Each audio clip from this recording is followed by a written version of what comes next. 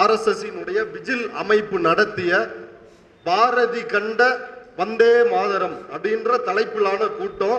அந்த தலைப்பில் சீமான் காலிச்சேர் வந்துருச்சு, கண்டிஷன் முடிஞ்சிருச்சு. இப்போ இது இன்னைக்கு என்னன்னா டெட் பாடி ஆன சீமானை எடுத்து அடக்கம் செய்வதற்கு தான் வந்திருக்கிறோம். பெரியாரை தொட்ட நீ கெட்ட அப்படின்ற மாதிரி என்னைக்கு நீ பெரியாரை சீமான் தொட்டாரோ அன்றைக்கே சீமான் கதை முடிந்து விட்டது. ஈரோட்டில் தேர்தல் நடந்தது, என்னானுச்சு? பாஜகவுக்கு விழுற 10,000 ஓட்டும் நாம் தமிழருக்கு விழுந்த 10,000 ஓட்டும் தான். திமுக நாம் தமிழர் 2 கட்சிகளுக்கு இடையே போட்டி. இதுல மொத்தமா ஈரோட்டு மக்கள் தீர்ப்பு சொல்லிட்டாங்க.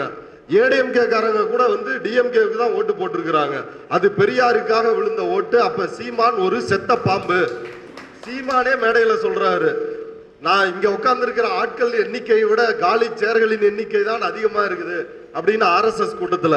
அந்த அளவுக்கா முட்டாள்களாக தமிழர்கள் இருக்கிறாங்க.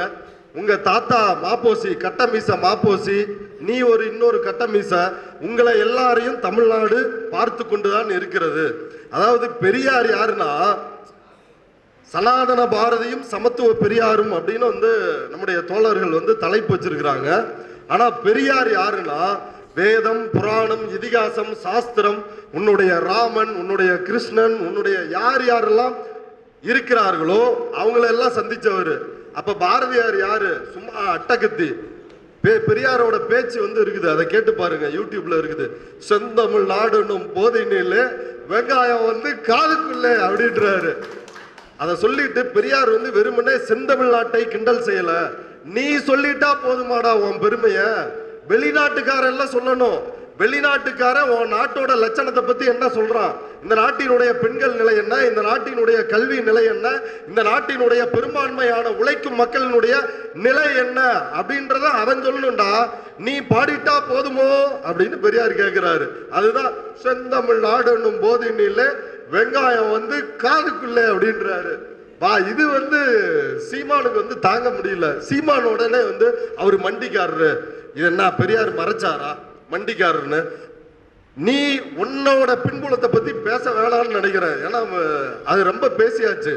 அதாவது எதற்காக, அதாவது இழிவை நீக்குவதற்காக இந்தியாவில் மதம் மாறி இருக்கிறார்கள் தோழர்களே. இஸ்லாமியர்களாக, கிறிஸ்தவர்களாக, பௌத்தர்களாக தங்களுடைய ஜாதி இழிவை, பிறப்பு இழிவை நீக்குவதற்காக மதம் மாறி இருக்கிறார்கள். அப்படி மதம் மாறிய ஒரு குடும்பத்தை சார்ந்த ஒருத்தன் தான் திரும்ப இந்து மதத்துக்கு வந்தா பரவாயில்ல, தன்னோட அப்பனையும் கூப்பிட்டு வந்தான்னா அவன் சைமன் மட்டும்தான். எதுக்காக? RSS பாஜக கும்பலிடம் வாங்கி தின்பதற்காக. தன்னோட அப்பா பேரையே மாத்திருக்கிறாரு. இதை நம்ம சொல்லல, அவரோட கூடவே இருக்கிறாருல பக்கத்துணையா, பக்க பூசாரி களஞ்சியம், அவர் சொல்லிருக்கிறாரு. அப்ப இப்ப விஷயத்துக்கு வருவோமே. இப்ப அந்த கூட்டத்தில் இப்படி காலி சேர்கள் மத்தியில தான் சீமான் உரையாற்றுறாரு. அந்த தலைப்பு வந்தே மாதரம் என்போம், அதாவது பாரதி கண்ட வந்தே மாதரம் அப்படின்னு. இப்ப இந்தியாவினுடைய நாடாளுமன்றத்தில், மக்களவையில், மாநிலங்களவையில் தொடர்ச்சியா விவாதிக்கப்படுகிறது. வந்தே மாதரம் என்கின்ற அந்த பாடல் எழுதப்பட்டு 150 ஆண்டுகளை தொட்டு விட்டது. அதனால் நாங்கள் தேசபக்தியை கொண்டாடுவதற்காக இரு அவைகள்லயும் விவாதம் நடத்திக்கிட்டு இருக்கிறாங்க. இப்ப அதை ஒட்டித்தான் இந்த கூட்டத்தை RSS ஏற்பாடு செய்கிறது. அர்ஜுனமூர்த்தி தலைமை தாங்க. பாரதியாரினுடைய கொள்ளுப்பேரன், எள்ளுப்பேரன் வரைக்கும் இருக்கிறாங்க. கொள்ளுப்பேரனும் அதுல கலந்து கொள்ள. கேவலத்திலையும் கேவலம் என்னன்னா, பாரதியார் முதல் புலியா, பிரபாகரன் அவரோட வழி தோன்றலாம். பிரபாகரனை எந்த அளவிற்கு இந்த நபர் கேவலப்படுத்துகிறார் அப்படின்றத யோசிச்சு பாருங்க. அப்ப இந்த வந்தே மாதரம் அப்படின்றத பத்தி நம்ம கொஞ்சம் வரலாற்று ரீதியா பார்க்க வேண்டியது இருக்குது. ஏன்னா நேரம் தாமதம் தான் ஆயிருச்சு. இருந்தாலும் சொல்ல வேண்டிய கருத்துக்கள் நிறைய இருக்குது. சுருக்கமா சொல்றேன். வந்தே மாதரம் அப்படின்றது பங்கிம் சந்திர சட்டர்ஜி அப்படின்ற வங்கத்தை சார்ந்த ஒருவரால் எழுதப்படுகிறது. அவரும் ஒரு கவிஞர். அவர் என்னவா இருந்தார் அப்படின்னா, பிரிட்டிஷ் அரசாங்கத்தில் டெபுட்டி மேஜிஸ்ட்ரேட்டா இருந்தாரு. அந்த பங்கிம் சந்திரர் அவர் எழுதினதுதான் இந்த வந்தே மாதரம் அப்படின்ற பெங்காலும் சமஸ்கிருதமும் இணைந்த இந்த தேசிய பாடல்னு இன்னமும் இருக்கிற நம்முடைய வந்தே மாதரம் பாடல். அந்த பாடல் எதற்காக எழுதப்படுகிறது அப்படின்னா, ஆனந்த மடம் அப்படின்னு அவர் ஒரு நாவல் எழுதுறாரு. அந்த நாவல் 1882 வெளியாகிறது. 1870களிலே இவர் வந்தே மாதரம் பாடல் எழுதுறாரு. அது ஒண்ணும் கிடையாது. அந்த ஆனந்த மடம் அப்படின்ற நாவல் எதை பத்தி அப்படின்னா 1770களில் வங்காளத்தை மீர் ஜாஃபர் என்கின்ற நவாப் ஆட்சி செய்து கொண்டிருக்கிறார். கொடிய பஞ்சம் வந்து வருகிறது. அதற்கு எதிராக அந்த கதையை சொல்றேன். அதற்கு எதிராக இந்து சாமியார்கள் சன்னியாசிகள் ஒன்று திரண்டு பார்வதி, லட்சுமி, துர்க்கை, காளி தேவி இதுக்கு முன்னாடி சபதம் ஏற்கிறார்கள்.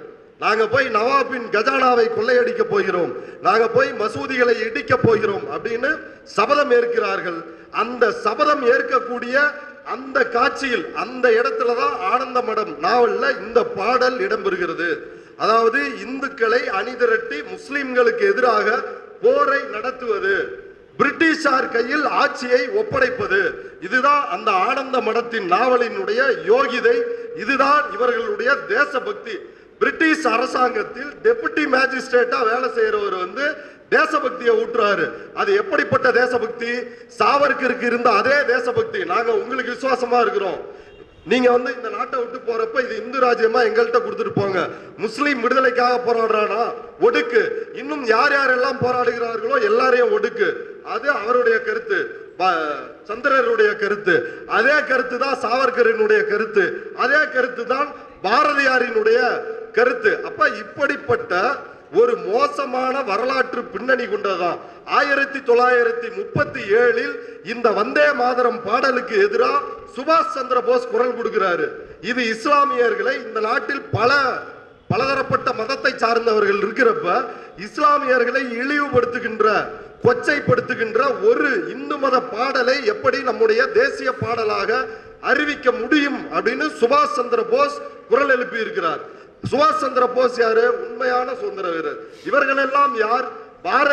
பாரதி சொன்னது போல பாரதியும் ஒரு நடிப்பு சுதேசி, இவர்களும் ஒரு நடிப்பு சுதேசிகள். அப்படிப்பட்டவர்கள். இதுதான் அந்த வந்தே மாதரத்தினுடைய ஹிஸ்டரி. அது 1875 உருவானதா ஒரு முடிவு செய்து இப்ப 150வது ஆண்டு விழா கொண்டாடுறாங்க. அதை ஒட்டி சீமான கூப்பிட்டு பேச வைக்கிறாங்க.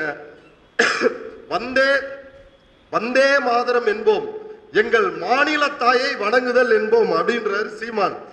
அதாவது பாரதியாரு மாநிலங்கள் மொழிவாரி மாநிலங்கள் பிரிக்கப்படுவதற்கு முன்னாலே, பெரியாரும் அண்ணாவும் கலைஞரும் மாநில சுயாட்சியை கோருவதற்கு முன்னாரு மாநிலங்களை பற்றி பேசியது பாரதி அப்படின்னு சொல்றாரு சீமான்.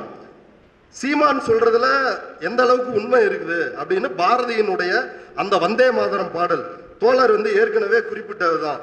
அந்த வந்தே மாதரம் பாடல் என்னன்னா, வந்தே மாதரம் என்போம், எங்கள் மாநில தாயை வணங்குதும் என்போம், ஜாதி மதங்களை பாரோம், உயர் ஜென்மமிது தேசத்தில் எய்தினராயின் வேதியராயினும் ஒன்றே, அன்றி வேறு குலத்தவராயினும் ஒன்றே, ஈன பறையர்களேனும் அவர் எம்முடன் வாழ்ந்திங்கிருப்பவர் அன்றோ, சீனத்தவர் ஆயிடுவாரோ, பிற தேசத்தவர் போல் தீங்கிழைப்பாரோ, 1000 உண்டிங்கு ஜாதி எனில் அந்நியர் வந்து புகழென்ன நீதி, ஓர் தாயின் வயிற்றில் பிறந்தார் தம்முள் சண்டை செய்தாலும் சகோதரர் அன்றோ. முதல்ல பாரதி சொல்றாரு, டே ஈனப்பறையா அப்படின்னு சொல்லிட்டு, அடுத்து நீ நானும் சகோதரன் தாண்டா, இங்க 1000 ஜாதியா இருந்துக்கலாம், பார்ப்பன மேலாண்மை எங்களுடைய தலைமையில இந்த சமூகம் இயங்கட்டும். அதுதான் பாரதியினுடைய வந்தே மாதரம் அப்படின்ற அவருடைய முழக்கம். வேற ஒண்ணுமே அந்த முழக்கத்தில் கிடையாது. இப்ப சீமான் இதை பத்தி பேசுறாரு. பேசின உடனே குருமூர்த்தி பாரதியாரை பற்றி சீமான் கேட்க வேண்டிய அபாரமான உரையை நிகழ்த்தி இருக்கிறார். பாரதியாரை ஏற்ற தமிழ் தேசியம், பாரதி பாடிய சேதமில்லாத இந்துஸ்தானத்தின் அங்கம், தமிழை திருடிய திமுகவுக்கு பெரும் சவால் சீமான். அதாவது இந்துஸ்தானத்தின் ஒரு அங்கம். இவன் தமிழ் தேசியவாதி, சாதியை ஒழிப்பதற்கு எங்களுக்கு தனி நாடு வேண்டும், தமிழ்நாடு தமிழருக்கே என்று முழங்கிய தந்தை பெரியார் தமிழின விரோதி. இது எவ்வளவு கேவலமான கீழ்த்தரமானது. இந்த நாட்டில் இதையா வந்து பேசிட்டு இருக்கிறான். அந்த அயோக்கியனை நாம் நடமாட விடலாமா? இப்ப ஆல்ரெடி வந்து ஏற்கனவே ஆம குஞ்சிங்க அது தற்குறிங்களா மாறி இப்ப விஜய் பக்கம் வந்து டிராவல் ஆகி போயிட்டு இருக்கிறாங்க. அதனால சீமானினுடைய கதை இந்த தேர்தலோடு முடிய போகிறது. அப்ப இப்படித்தான் பாரதியாரினுடைய கண்ணோட்டம் இருக்குது. விடுதலை பற்றிய கண்ணோட்டம் என்ன? 1000 உண்டிங்கு ஜாதி எனில் அந்நியர் வந்தன்னா புகழ் நீதி, ஜாதியை ஒழிப்போன்னு இல்ல, 1000 தான் இருந்தாலும் வெளியில இருந்து எங்களை வந்து ஆளக்கூடாது. அதுதான் பெரியாரினுடைய விடுதலை பற்றிய கண்ணோட்டமும் பாரதியாரினுடைய விடுதலை பற்றிய கண்ணோட்டமும் எத்தகையது. பெரியார் கேட்கிறாரு, என்னடா சுதந்திர நாள் அப்படின்னு சொல்ற, ஜாதி இருக்குது இந்த நாட்டுல, பாப்பா சூத்திரன் பஞ்சமே அப்படின்ற வேறுபாடு இருக்கிறது, அப்ப இது எப்படி சுதந்திரமாக இருக்க முடியும் அப்படின்றதான் தந்தை பெரியாரினுடைய கேள்வி. ஆனா பாரதியாரினுடைய சுதந்திரம் எப்படிப்பட்டது அப்படின்னு பாருங்க. முன்னாடியே பாடிட்டாராம், ஆடுவோமே பல்லு பாடுவோமே ஆனந்த சுதந்திரம் அடைந்து விட்டோமே அப்படின்னு. பார்ப்பனரை ஐயர் என்ற காலமும் போச்சே, வெள்ளை பரங்கியரை துறை என்ற காலமும் போச்சே அப்படின்னு இப்படி எல்லாம் பாரதி வந்து ஆவேசமா வராரு.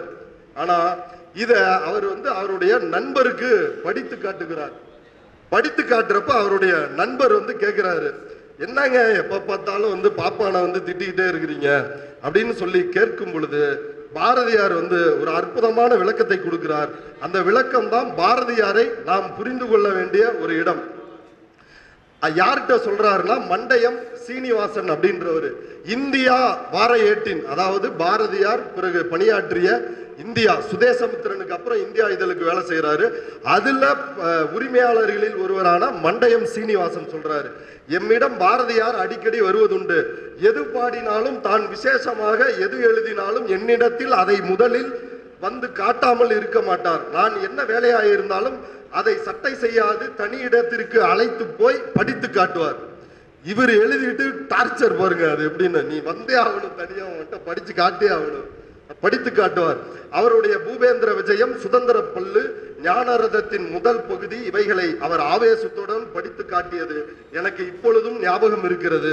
பார்ப்பானே ஐயர் என்ற காலமும் போச்சே என்ற பாட்டில் தாழ்ந்த நிலைமையில் கிடக்கும் பார்ப்பானை ஏன் பழிக்கிறீர் என்று நான் கேட்டதற்கு மண்டையம் சீனிவாசன் வந்து பாரதியார் கேட்கிறாரு. அவனே வந்து பாருங்க, இதெல்லாம் எவ்வளவு இந்த ஒடுக் பார்ப்பனர்கள், இவங்கெல்லாம் ஒடுக் பார்ப்பனர்கள் தனி வகை. நம்மளே பார்ப்பனரே ரொம்ப பின்தங்கிய நிலைமையில தான் இருக்கிறான், அவனை பத்தி ஏன் நீங்க பழிக்கிறீன்னு கேக்குறாங்க.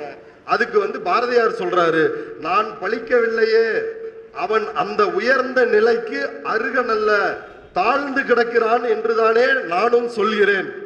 அதாவது பாரதியோட கருத்து என்ன அப்படின்னா, ஒரு காலத்தில் நல்ல பார்ப்பான், வேதம் ஓதினால் மாதம் மும்மாறி பொழிந்தது. இப்ப எவனும் காலையில எழுந்திரிச்சு சந்தியாவந்தனம் சொல்றது இல்ல, சுக்கலாம்பரதம் நக்கலாம்பரதம் அப்படின்னு சொல்றது இல்ல. இதுதான் பாரதியாரோட பிரச்சனை, வேற எதுவுமே பாரதியாரோட பிரச்சனை கிடையாது. பாரதியார் தன்னுடைய கவிதையில் எழுதுறாரு, வேதம் அறிந்தவன் பார்ப்பான், பல வித்தை தெரிந்தவன் பார்ப்பான், நீதி நிலை தவறாமல் தண்ட நியமங்கள் செய்பவன் நாய்க்கன், பண்டங்கள் விற்பவன் செட்டி, பிறர் பட்டினி தீர்ப்பவன் செட்டி, 4 வகுப்பும் இங்கே ஒன்றே, இந்த 4ல் ஒன்று குறைந்தால் வேலை தவறி சிதைந்தே செத்து வீழ்ந்திடும் மானிட சாதி. 4 வருடம் அழிந்து விட்டால் இந்த மானிட சாதியே அழிஞ்சிருன்றாப்ல. அதாவது தனி ஒரு மனிதனுக்கு உணவில்லை, என்ன தனி ஒரு மனிதனுக்கு உணவில்லைன்னா சோறு போடக்கூடாது, ஜகத்தை அழிச்சிடணும். அப்ப 4 வருடத்துக்கு என்னையா பண்ணும் அப்படின்னா, 4 வருடம் இருந்தாதான் மானிட சாதி வந்து இருக்கும். இதெல்லாம் பாரதியாரினுடைய அவருடைய சிந்தனையினுடைய எல்லைகள். வேள்விகள் கோடி செய்தால் சதுர் வேதங்கள் 1000 முறைப்படுத்தால் மூலும் நற்புண்ணியம் தானே. இதெல்லாம் ஒழுங்கா செய்யுங்க, எல்லா புண்ணியமும் வரும் அப்படின்றதுதான் பாரதியினுடைய கருத்து.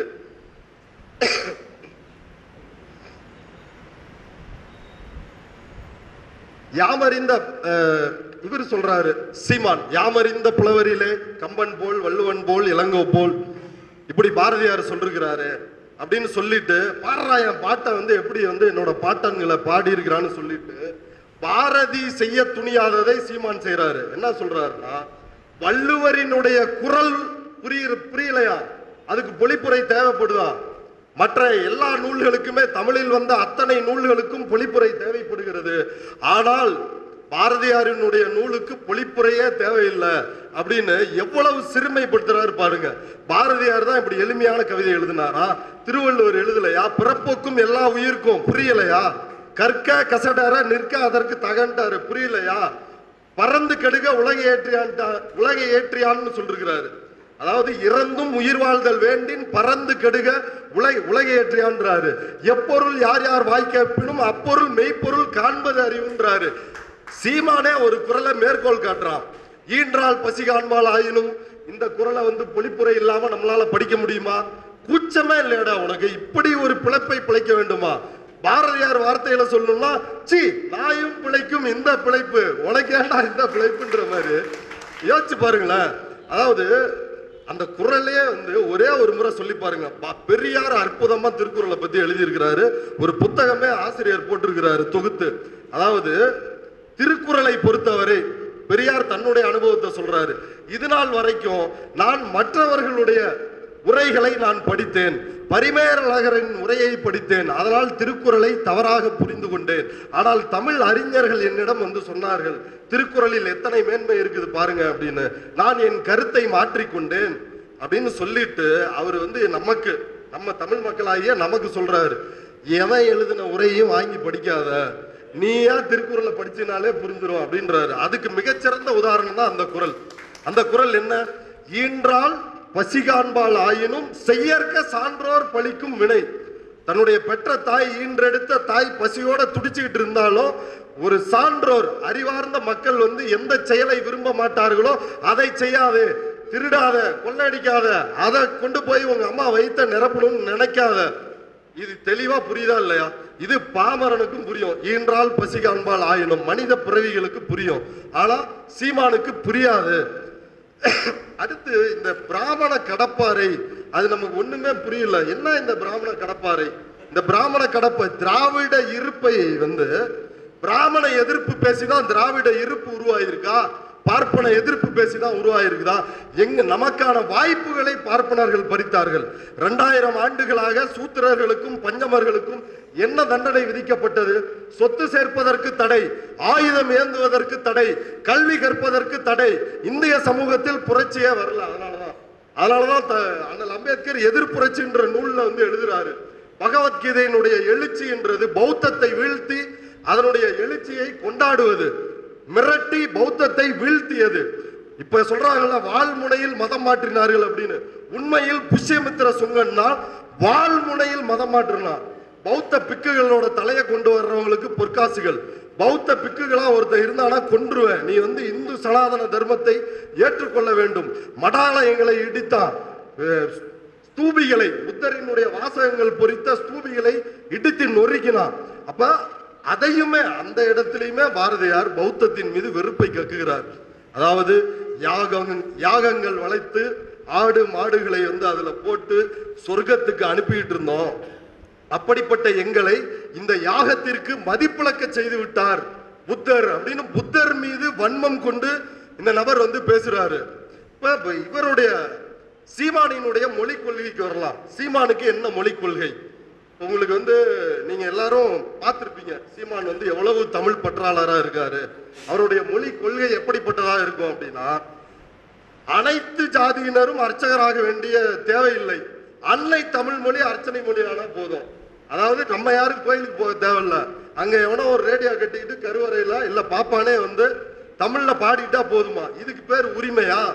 இது வந்து சக்கரைன்னு பேப்பர்ல எழுதி வச்சு நக்கி வந்து இனிக்குதுங்க, ரொம்ப ஸ்வீட்டா இருக்குதுங்க அப்படின்னு சொல்லுவதை போல இப்ப இந்த கேவலத்தை இவன் வந்து சுத்திக்கிட்டு இருக்கிறான். குடிப்பெருமை, ஜாதி பெருமை. நீங்க யோசிச்சு பாருங்க. இன்னொரு மிக முக்கியமான விஷயம் நண்பர்களே, அதாவது இன்னைக்கு வந்து முருகன் தமிழ்நாட்டு அரசியலில் மிக முக்கியமான இடத்துக்கு வந்திருக்கிறாரு. அதுக்கு யார் காரணம்? முள் பொறுக்கி விட்டது. அதாவது அந்த காலத்தில் பார்ப்பனர்கள் சங்கராச்சாரிகள் பல்லக்கில் வரும் பொழுது முன்னாடி முள் இருக்காம கூட்டிக்கிட்டே வருவாங்களாம். அதை போல முள் பொறுக்குகின்ற வேலையை இந்த சீமான் பார்த்திருக்கிறான் கடந்த 15 ஆண்டுகளாக. முருகனை அரசியலுக்கு இழுத்துட்டு வந்து முப்பாட்டன் இந்த பாட்டன் அப்படின்னு சொல்லி, ஏண்டா முப்பாட்டன் முருகனுக்கு வள்ளி பொண்டாட்டியா இருக்க முடியும்? தேவயானை, தேவலோகத்தை சார்ந்த தேவயானை எப்படி வந்து தமிழ் கடவுள்னு நீ சொல்ற முருகனுக்கு மனைவியா இருக்க முடியும்? அப்ப இந்த முருகனை அரசியலுக்கு இழுத்துட்டு வந்து அரசியல் படுத்தி இன்றைக்கு பார்ப்பனர்களுடைய கையில் ஒப்படைத்திருக்கிறான். முருகன் முருகன் வேல் யாத்திரை போனது, அதுக்கு அடித்தளம் போட்டது யார்? முருகனை வச்சு இத்தனை சர்ச்சைகள் கிளப்புறாங்களே, அதுல அடித்தளம் போட்டது யார்? திருப்பரங்குன்றத்துல யோசிச்சு பாருங்க, தர்காவுக்கு பக்கத்துல ஒரு கல்லை நிக்க வச்சிருக்கிறாங்க, அது சர்வே கல்லு, ஆனா அங்கதான் ஏத்துவன்றான். அதுக்கு ஊர்ல திண்டுக்கல்ல வந்து ஒரு பட்ட கல்லு, துணி துவைக்கிற கல்லு வந்து படுத்து இருக்குது, அதுவும் ஜிஆர்எஸ் தீர்ப்பு. அது மண்டு கருப்பண்ண சாமி கோயில். அது ஒண்ணுமே இல்ல, ஒரு 3 மீட்டர் ஒரு சீம கருவேல மரத்துக்கு அடியில் இருக்குது. அங்க தர கன்னியாகுமரியில வந்து திடீர் முருகன், அதாவது திடீர் பிள்ளையார் காலம் ஒளிந்து திடீர் முருகன்கள், திடீர் ஜட்ஜ்மெண்ட். நேத்து ஜட்ஜ்மெண்ட் கொடுத்திருக்கிறாருங்க நீதிபதி. ஒரு மன்னன் என்பவன் குடிமக்களை பாதுகாக்கிறதா அவனுடைய கடமைன்னு மனுஸ்மிருதி சொல்லுது, அதை செய்யுங்கன்றாங்க. அப்ப குடிமக்கள் அப்படின்னு மனுஸ்மிருதி யாரை அங்கீகரிக்கிறது? பார்ப்பன, சத்திரிய, வைசிய. தயவு செய்து இந்த வீடியோவை பார்க்கிற நண்பர்களே, தமிழ்நாட்டில் சத்திரியர்களோ வைசியர்களோ கிடையாது.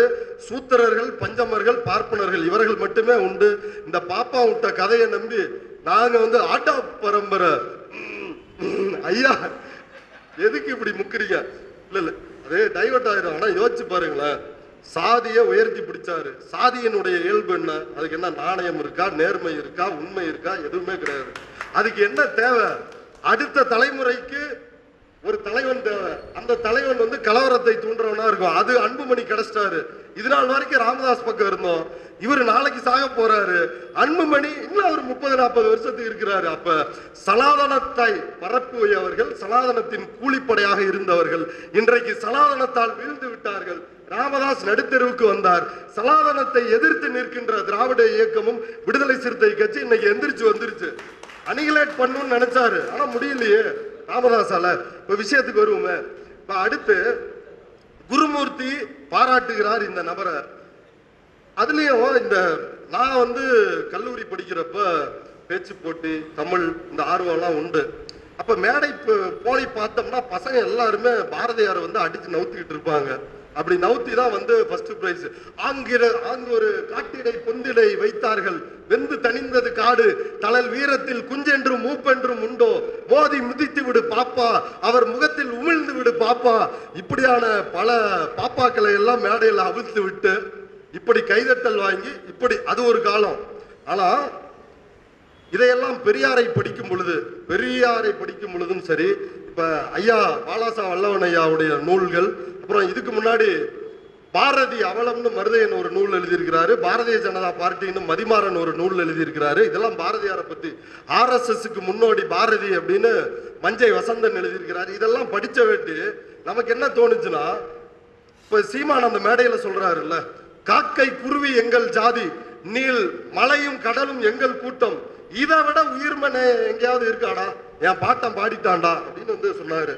எனக்கு இந்த அரசியல் புரிதல் வந்த பிறகு, அதுக்கு முன்னாடி நானும் தற்குறியை போல பாரதி சொன்னான், பாரதி பண்ணான் அப்படின்னு இப்படி எல்லாம் மேடையில பேசிக்கிட்டு இருந்தோம். அப்ப மீண்டும் இந்த கவிதையை படிக்கிறோம். காக்கை குருவி எங்கள் ஜாதி, நீல் கடலும் மலையும் அப்படின்ற அந்த கவிதையை படிக்கும் பொழுது அப்பொழுதுதான் நண்பர்களே எனக்கு ஒரு ஹைக்கூ தோன்றியது. காக்கை குருவி எங்கள் ஜாதி, கோகுல்ராஜ் இளவரசன் தாழ்த்தப்பட்ட ஜாதி, இது மனுநீதி அப்படின்னு வந்து ஒரு கவிதையை எழுதினேன். அப்ப இப்படிப்பட்டதுதான் பாரதியாரோட கவிதை. கனகலிங்கம் அப்படின்னு வந்து ஒரு பார்ப்பனர், இது கனகலிங்கம் அப்படின்னு ஒரு பட்டியல் சமூகத்தை சார்ந்தவர்.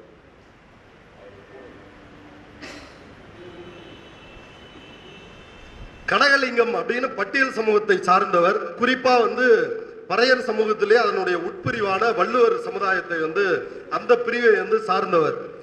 இவர்கள் இயல்பிலேயே இதெல்லாம் ஐயா வந்து அவருடைய நூல்களில் எழுதியிருக்கிறாரு. திராவிடர் இயக்க பார்வையில் பாரதின்னு. பாரதியை பத்தி ஒரே புக்கு மொத்தமா முடிஞ்சிருச்சு பாரதியோட கதை. பாரதியை வைத்தே பாரதியின் கதையை முடித்திருக்கிறார் ஐயா அந்த நூல்ல. அதை கண்டிப்பா நீங்க தமிழர்கள் எல்லோரும் இந்த பாரதியை பத்தி, இந்த பழைய புண்ணாக்கை நம்ம கிட்ட சரடு விடுறாங்கல்ல, அதை பற்றி தெரிஞ்சுக்கணும்னா அதை படிக்கணும். இப்ப கனகலிங்கத்துக்கு பூணூல் மாற்றுறாரு, இத புரட்சி அப்படின்னு வந்து சொல்றாங்க. யோசிச்சு பாருங்களேன், பூணூல் மாட்டுகின்ற அந்த கோட்பாடு எப்படிப்பட்டது? இரு பிறப்பாளர், அதாவது அம்மா வயிற்றுல பிறக்கிறப்ப ஒரு பிறப்பு, அப்பா வந்து பூணூல் மாற்றுறப்ப இன்னொரு பிறப்பு. இப்ப இரு பிறப்பாளர் அப்படின்ற ஸ்டேட்டஸை கொடுக்கறதா பூணூல். அந்த இரு பிறப்பாளர் அப்படின்றது என்ன? பிரம்மாவினுடைய தலையில் பிறந்தவர்கள் நாங்கள் அப்படின்ற ஸ்டேட்டஸ். 3% பேர் இருந்துகிட்டு 97 பேரை வந்து சூத்திர, பஞ்சம, கீழ் ஜாதி, மேல் ஜாதின்னு கேவலப்படுத்திக்கிட்டு, பிறப்பிலேயே இவர்கள் வேசி மக்கள், இவர்கள் பேசுகின்ற தமிழ் மொழி நீச பாசை, இது கருவறையில் இடமில்லை, தமிழனும் இடம் இல்லை, தமிழனுக்கும் கருவறையில இடமில்லை, தமிழுக்கும் இடமில்லை, இப்படி வச்சுக்கிட்டு வந்துச்சு கட்டாயிருச்சு. ஆமா, அப்படி இருக்கும் பொழுது யோசிச்சு பாருங்களேன், பூணூல வந்து அறுக்கிறது புரட்சியா இல்ல வந்து பூணூல 97 பேரும் மாட்டிக்கிறது புரட்சியா? ஒரு முட்டாள்தனமான அம்பேத்கர் சொல்லுகிறார், நாஜி கோட்பாட்டை விட, ஹிட்லரினுடைய நாஜி கோட்பாட்டை விட மிக கேவலமான கீழ்த்தரமான மனித தன்மையற்ற ஒரு கோட்பாடு எது அப்படின்னா அது இந்த இந்து மதத்தினுடைய கோட்பாடு. இப்ப இந்த கோட்பாட்டு புரட்சி, பாரதியினுடைய புரட்சி எந்த அளவுக்கு வந்திருக்குது அப்படின்னா பூணூலை மாட்டி விடுவதுதான் அவருடைய புரட்சி. ஆளுநர் RN ரவி என்ன பண்ணாரு, நந்தனுக்கு விழா எடுத்தாரு. நம்ம எந்த தொகுதி?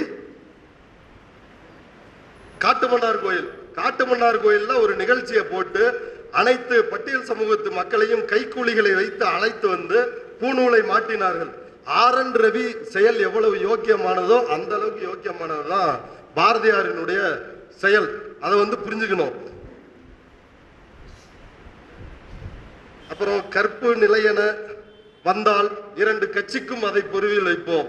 பாராயம் பாட்டன் பெண் விடுதலை எப்படி பாட்டிருக்கிறாரு அப்படின்னு. ஏன்டா சாவடிக்கிறீங்க? அதாவது பாரதியை பற்றி ஐயாவினுடைய திராவிட இயக்க பார்வையில் பாரதியார் அதை படிக்கும் பொழுது நாம் வர வேண்டிய முடிவு என்னன்னா 1908க்கு முன் 8க்கு பின் பாரதியை பத்தி 21ல செத்துறாரு. இது இந்த கால வரிசைப்படி தான் புரிஞ்சுக்கணும். 1906 4லயே அவர் வந்து ஆரியத்திற்கு ஆதரவா எழுதுறாரு. ஆனா அந்த முற்போக்குன்றது அப்பப்ப லைட்டா முட்டி பாக்குது. 1908க்கு பிறகு அது மொத்தமா வந்து சரணடைந்து சனாதன பாதையில முன்னேறி பாரதி நடக்க ஆரம்பிச்சிடுறாரு. அப்ப அந்த பாரதி முன்னாடி பெண்களை பத்தி இப்படி எழுதினாருன்றாங்க, பின்னாடி என்னையா எழுதினாரு? ஒரு மனிதன் குழந்தையாக இருக்கும் பொழுதோ அல்லது சிறுவனாக இருக்கும் பொழுதோ சொல்ற கருத்து, அதை வந்து அந்த மனிதனுடைய கருத்துன்னு எடுத்துக்கலாமா, இல்ல அவன் வளர்ச்சி பெற்று அவனுடைய மரண தருவாயில் என்ன கருத்து சொல்றான் அப்படின்றத வளர்ச்சி பெற்ற கருத்தா எடுத்துக்க முடியுமா? அப்ப பாரதி பின்னாட்களில் என்ன எழுதுறாருன்னா, சகுந்தலை, சீதை, நலாயினி இவங்க எல்லாரும் இவர்கள் மட்டும்தான் உத்தமமான பெண்கள். இந்த ஸ்திரீகள் தான் வந்து கணவன் செத்த பின்னாடி உடன்கட்டை ஏறினாங்க அப்படின்னு சொல்றாரு. அதற்காக ஆனா அதுலயும் முக்கியமான விஷயம் பார்க்கணும், பாரதியாரினுடைய கொள்கையை பாரதியார் மனைவியே வந்து நிராகரிச்சிட்டாங்க. கொள்கைய ஏன் நிராகரிச்சிட்டாங்க? அவங்க வந்து பெரியார் கொள்கை தான் அவங்களுக்கு பிடிச்சிருந்திருக்கு போல. பாரதி இறந்த பிறகு அவங்க உடன்கட்டை ஏறல. ஆனா பாரதியோட கருத்து என்ன? உடன்கட்டை ஏறுகின்றதுதான் பாரதியினுடைய கருத்தா இருக்குது. இன்னும் நிறைய இருக்குது. இப்போ நம்ம நேரம் ஃபைனலான ஒரு விஷயத்துக்கு வருவோம். இந்தி ஒழிகன்னு சொல்ல மாட்டேன் அப்படின்னு சீமான் சொல்லிட்டாரு. இது எல்லாமே உங்களுக்கு தெரிஞ்ச விஷயங்கள் தான்.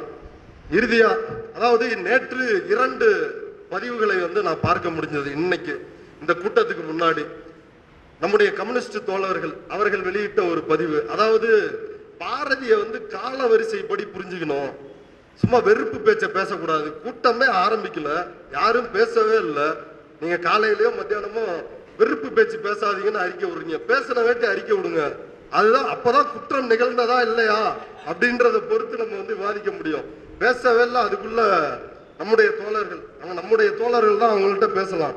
அடுத்து ராஜன் குறை, அவரு ஒரு அறிவுஜீவியாக அறியப்படுகிறவர். பல்வேறு கட்டுரைகளை மின்னம்பலத்திலும் முரசொலியிலும் எழுதி குவிப்பவர். அவரும் வந்து சொல்றாரு, பாரதியாரை வந்து மேற்கோள் காட்டி யுத்தம் பண்ணக்கூடாது, மேற்கோள் யுத்தத்தை நடத்தாதீர்கள். உண்மையிலேயே மேற்கோள் யுத்தத்தை யார் நடத்துறா? பாரதியார் ஒரு பாட்டுல ஃபுல்லா என்ன சொல்லிருக்கிறாரு, அதெல்லாம் யாருக்கும் வந்து தேவை கிடையாது. என்ன சொல்லுவாங்க? பாரதியாரு சொல்லில் உயர்வு சொல் தமிழ் சொல்லே, அதை தொழுது படித்துட்டு அடி பாப்பா எழுதி போட்டுருவான். ஜாதிகள் இல்லை அடி பாப்பா, அந்த லைனை எடுத்து போட்டு இப்படி மேற்கோள்களால் கட்டமைக்கப்பட்டு இருக்கின்ற பிம்பம் தான் பாரதி. பாரதியினுடைய உரைநடையை படித்தா இந்த ஆளு வந்து முதல்ல தமிழ்நாட்டை சார்ந்தவனா அப்படின்னு தெரியும். நீங்க வந்து ஒரு பக்கத்துக்கு வந்து ஒரு 10 தமிழ் வார்த்தைகளை தான் எடுக்க முடியும். அவருடைய கையெழுத்துல பாரதி எவ்வளவு பெரிய தமிழ் பற்றாளர்னு பாருங்க. கையெழுத்தே வந்து அப்படி போட மாட்டாரு, சுப்பிரமணிய பாரதி அந்த இஷ்யூ உள்ள விட்டு தான் வந்து அவர் வந்து போடுவாரு. அதுதான் பாரதியினுடைய தமிழ் பற்று. அப்ப இப்படிப்பட்ட பாரதியை அவருடைய காலத்திலிருந்து பார்க்க வேண்டும் அப்படின்னு வந்து சொல்றாங்க. அவருடைய கால வரிசைப்படி அவர்களுடைய படைப்பை பார்க்க வேண்டும். அப்படித்தான் வந்து ஐயா வந்து பாரதியை வந்து திறனாய்வு செய்து க்ளோஸ் பண்ணி இருக்கிறாரு. இப்ப பாரதியை அவருடைய காலத்திலிருந்து, இதான் இறுதி பார்ட்டு, இது முக்கியமான பார்ட்டு, இதோட முடிக்க போறேன். பாரதியினுடைய காலத்திலிருந்து, காலத்தை விஞ்சிய கவிஞன், காலத்தை அப்பெல்லாம் வந்து பேச்சு போட்டிக்கு தயார் பண்ணும்ல, துணுக்கு துணுக்கா கவிதையை எடுக்கணும். எடுக்கிறப்ப வைரமுத்து கவிராஜன் கதைன்னு எழுதியிருக்கிறாரு. அதுல வந்து அந்த கவிதையை நீங்க படிச்சீங்கனாலே உருகிறீங்க. என்ன தெரியுங்களா அந்த கவிதை? பாரதி, உன் முகத்தில் மொய்க்கின்ற ஈக்களின் எண்ணிக்கையை விட உன் மரண ஊர்வலத்தின் ஆட்களின் எண்ணிக்கை குறைவாக தான் இருக்குது. நன்றி கெட்ட தேசம் முதலில் நாய்களுக்கு சிலை வைக்கட்டும். இப்படி எல்லாம் கொந்தளிக்கிறாரு. என்னையா பாரதி பண்ணிட்டாரு? தமிழ்நாட்டு மக்கள் என்ன அப்படி நன்றி கெட்டு போயிட்டாங்க? அண்ணா செத்தார், லட்சக்கணக்கான மக்கள் வந்து நின்னாங்க, கின்னஸ் ரெக்கார்டு. பெரியார் இறந்தார், லட்சக்கணக்கானோர் வந்து தங்களுடைய வாழ்க்கையே போயிருச்சுங்க. அர்த்தமுள்ள இந்து மதம் எழுதிய கண்ணதாசனே சொல்லிட்டாருல்ல, மறைந்தது பெரியார் அல்ல தமிழர் வாழ்வு அப்படின்னு கண்ணதாசனே எழுதினாரு. அப்ப இப்படிப்பட்ட நிலைமையில தான் பாரதிக்கு ஆழ்வல்ல இந்த ஒப்பாரி. இன்னொரு கவிதையை வந்து சொல்லுவாங்க, வரலாற்றில் முதல் முறையாக திருவல்லிக்கேணியில் ஒரு புலியை யானை அடித்து விட்டது அப்படிம்பாங்க. யானைக்கு தேங்காய் பழம் கொடுக்குறாரு, யானை தட்டி விட்டுருது. அதுக்கு வந்து என்னடா எப்பா இவ்வளவு பில்டப்பாடா அப்படின்ற பேரு தாங்க முடியாது. அப்ப இந்த காலத்தை அவரை பார்ப்பது அப்படின்றது என்ன அப்படின்னா, 1907 சூரத் காங்கிரஸ் மாநாடு சூரத்துல நடைபெறுது. காங்கிரசுக்குள் ஒரு பிளவு வருகிறது. மிதவாத அணி, தீவிரவாத அணி அப்படின்னு 2 அணிகள் வருது. மிதவாத அணியினுடைய தலைவர் கோபாலகிருஷ்ண கோகலே, அவர் தான் காந்திக்கு தலைவர். காங்கிரஸ்க்குள்ள இருக்கிற டீம். தீவிரவாத பிரிவு அந்த டீம் யாரு அப்படின்னா பால கங்காதர திலகர். அதாவது எலியால பிளேக் வருது அப்படின்னா எங்க விநாயகர் பகவானை வந்து எதுக்குடா கொள்றீங்கன்னு போராட்டம் நடத்துகின்ற தேசபக்தர். அவரும் தேசபக்தர். ஆனா பெரியார் யாரு? தேச விரோதி. பாரதியாரே சொல்றாரு. நீதி கட்சிக்காரங்க யாரு? டி.எம். நாயர் யார்? திராவிட லெனின் என்று சொல்லப்படுகின்ற திராவிட லெனின் அப்படின்னு வந்து நாம் எல்லோராலும் போற்றப்படுகின்ற டி.எம். நாயர், தரவாடு மாதவன் நாயர் இன்னைக்கு கேட்கிறான்.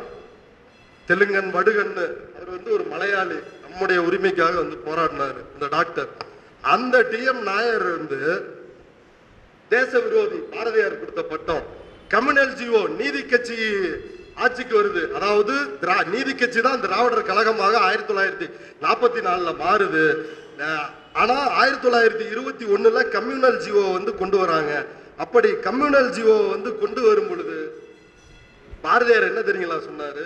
இது சிறுபிள்ளைத்தனமான விளையாட்டு, இதை நிறுத்தி கொள்ளுங்கள், இடஒதுக்கீட்டை ஒழிக்கணும்னு சொன்னவர் வந்து பாரதியார். நீங்க யோசிச்சு பாருங்க. இவர் வந்து எத்தகைய 21 கம்யூனல் ஜிஓ வருது. இன்னைக்குதான் வந்து நம்ம நீதி கட்சி வந்து ஆட்சி அமைத்த நாள். அதனால கட்டாயம் வந்து கைதட்டி இதை கொண்டாடுங்க. பிறப்பு இழிவை நீக்குவதற்காக ஒரு ஆட்சி அமைந்த நாள் இந்த நாள். எதை போயிட்டு இருந்துச்சு, என்ன சொல்லிட்டு இருந்தோம்? Communal GO. அத வந்து பாரதி இப்படி சொல்றாரு. இப்ப திரும்பவும் விஷயத்துக்கு வருவோம். இப்ப சூரத்துல மாநாடு நடக்குது, நம்ம கெத்த காட்டணும் அப்படின்னு இவங்க எல்லாம் திலகர் டீமோட தீவிர விசுவாசிகள் தமிழ்நாட்டில் இருந்து யாருன்னா வ.உ. சிதம்பரனார், பாரதியார், சுப்பிரமணியம் சிவா, இவங்க 3 பேரும் தீவிர பாலகங்காதர திலகரினுடைய விசுவாசிகள். 1907 சூரத் மாநாட்டுக்கு வந்து போறாங்க. மாநாட்டில் பிரச்சனை ஆகுது. இதெல்லாம் இந்த காந்தியவாதிகளை பற்றி தெரிந்து கொள்ளுங்கள். காங்கிரஸை பத்தி மிதவாதிகள் என்ன பண்றாங்கன்னா முன்னாடியே ஆள் செட் பண்ணி கட்டையோட வந்து தீவிரவாதிகளை போட்டு பொலன்னு பொழக்கிறான். இப்ப தீவிரவாதிகளுக்கு காங்கிரஸ் கட்சி மீட்டிங்லே அடி வருது. என்ன பாருங்க, மிதவாதி தீவிரவாதியா மாறிட்டான். தீவிரவாதிக்கு என்ன பண்றதுன்னு தெரியல, செருப்பை கழட்டிட்டு பதிலுக்கு அடிக்க ஓடி இருக்கிறாங்க. இதுதான் அன்னைக்கு சூரத் மாநாடு. இதெல்லாம் நம்ம பள்ளி புத்தகங்கள்ல இருக்காது. ஐயா நமக்காக வந்து சேகரித்து கொண்டு வந்து கொடுத்திருக்கிறார். அப்ப அந்த சூரத் மாநாட்டில் இப்படி பிரச்சனை ஆகுது. பிரச்சனை ஆகிட்டு திலகர் தலைமையில தீவிரவாத அணி செயல்பட ஆரம்பிச்சிருச்சு. தமிழ்நாட்டுக்கு வர்றாங்க. பாரதியார், வ.உ. சிதம்பரனார் அவர் வந்து என்ன பண்றாருன்னா சுதேசி கப்பல் விடுவதற்கான பணியை தொடங்கிட்டார். அதுல நிறைய விஷயங்கள் இருக்குது, சுருக்கமா போவோம். சுதேசி கப்பல், அந்த கப்பலையும் விடுறாரு. அப்புறம் தூத்துக்குடியில கோரல் மில் தொழிலாளர்கள் போராட்டம், இந்தியாவினுடைய முதல் தொழிலாளர்களுடைய மாபெரும் போராட்டம் வந்து நடந்தது நம்ம தூத்துக்குடி. இப்ப அந்த போராட்டங்களை நடத்துகிறார். பிபின் சந்திரபாலர் அப்படின்றவர் வந்து ஜெயில இருந்து வெளில வராரு. அவரை வச்சு ஒரு கூட்டம் நடத்துகிறார்கள். உடனே தேசவிரோத வழக்கு. யார் மேல? சுப்பிரமணிய சிவா மேலையும் தேசவிரோத வழக்கு, வஉசி மேலையும் தேசவிரோத வழக்கு. இப்ப பத்திரிகைகளில் புரட்சி பண்ணவர் பாரதியார், அவரு சென்னையில் இருக்கிறாரு. இப்ப நீதிமன்றம் பிரிட்டிஷ் அரசு என்ன செய்கிறதுனா 2 ஆயுள் தண்டனையை வஉசிக்கு தர்றாங்க. 40 ஆண்டுகள் தண்டனை. யோசிச்சு பாருங்க.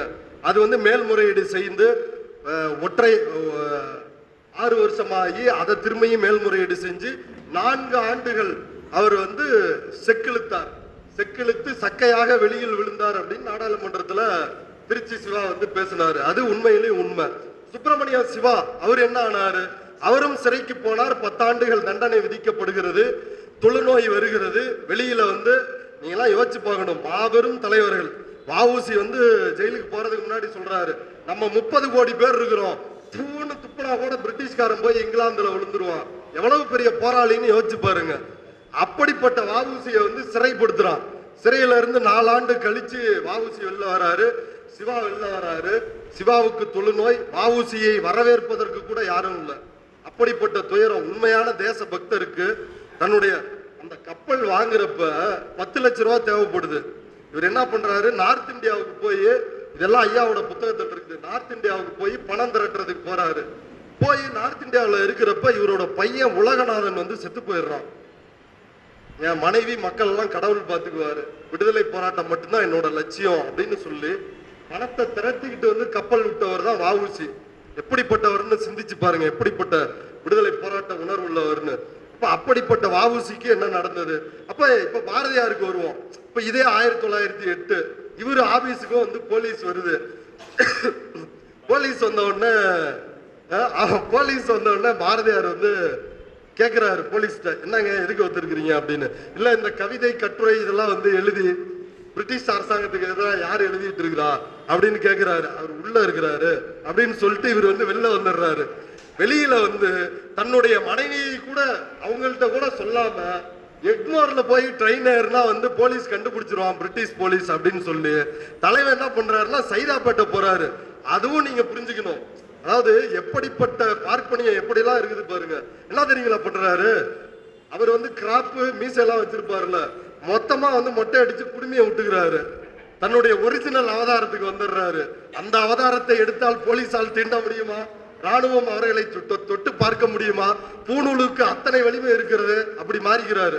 மாறி பாண்டிச்சேரி போயிடுறாரு. 1908 போனதுல இருந்து அவர் ஃபுல் டைம் அவரோட வேலை என்ன அப்படின்னா ஃபுல்லா இந்துத்துவா தான். பசுமாட்டை வெட்டக்கூடாது, மாட்டு மூத்திரம் தான் உலகத்துல சிறந்த மருத்துவம். இந்தாண்ட கிறிஸ்டின் முஸ்லீமா மதம் மாறுறான், அவனை